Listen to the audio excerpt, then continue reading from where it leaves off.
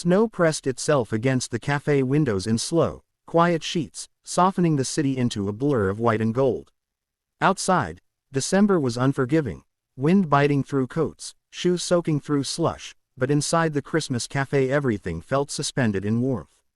Strings of amber lights traced the ceiling beams. Pine branches wrapped the mirrors. Cinnamon, coffee, and something buttery hung in the air. A pianist near the corner played an old carol, not loudly, just enough to make the room breathe. Every table was taken. Families leaned close, mittens tossed aside. Couples shared desserts, knees touching under small round tables.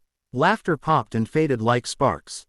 The cafe was full in the way places get full only in December, not just of people, but of belonging. Near the window, one table sat strangely unbalanced. Two chairs, but only one occupied. The man sitting there wore a dark wool coat tailored so perfectly it seemed effortless.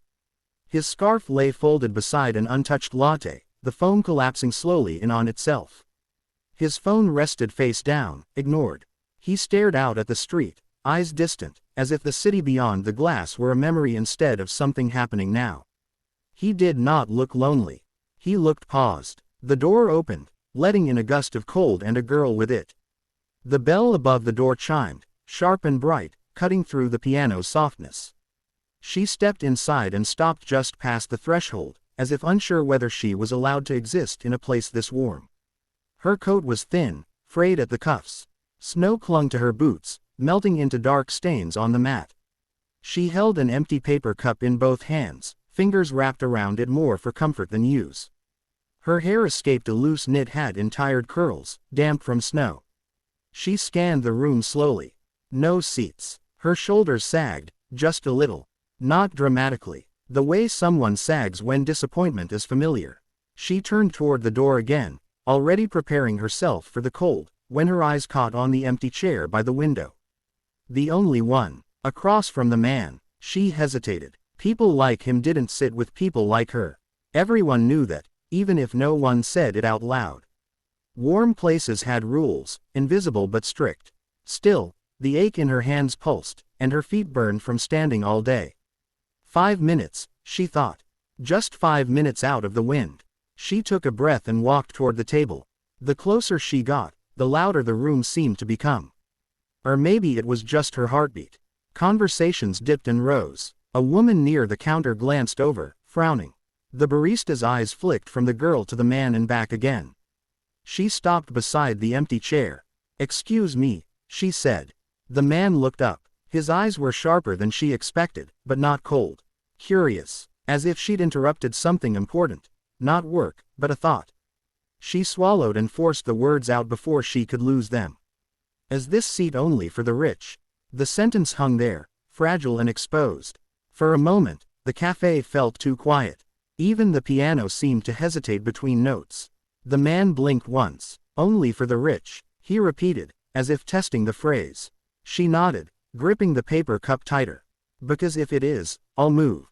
I just needed somewhere warm for a few minutes." Her voice didn't shake, but it cost her something to keep it steady.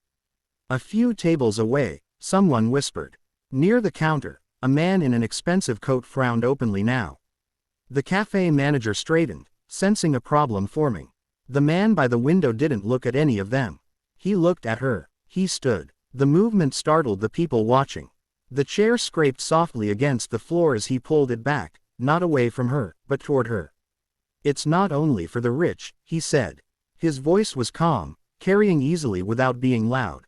"It's for anyone brave enough to ask." He gestured to the chair. "Please, sit." She stared at him, unsure she'd heard correctly. "Are you sure?" He smiled then. Not a polite curve of the lips, not the smile of someone being watched, but something genuine, almost grateful.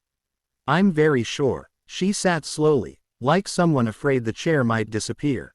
She placed the empty cup on the table, then folded her hands in her lap, back straight, as if she were a guest somewhere she didn't quite belong. The waiter hurried over, eyes darting between them. "Sir, I can arrange another.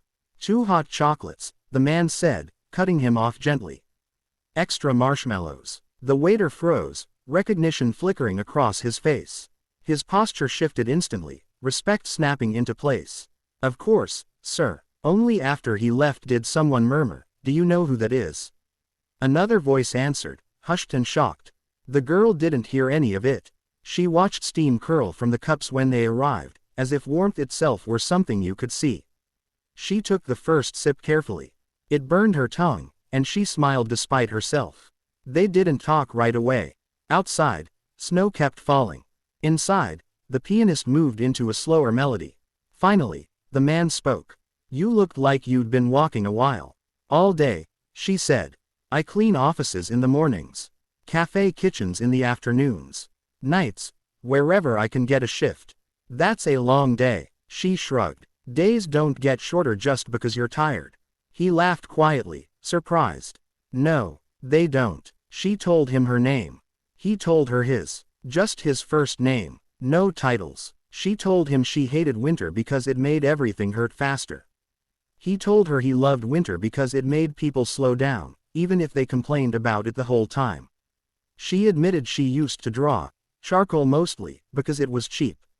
Portraits of strangers on buses. Hands. Faces people thought no one noticed. "What happened?" he asked. "Life," she said simply.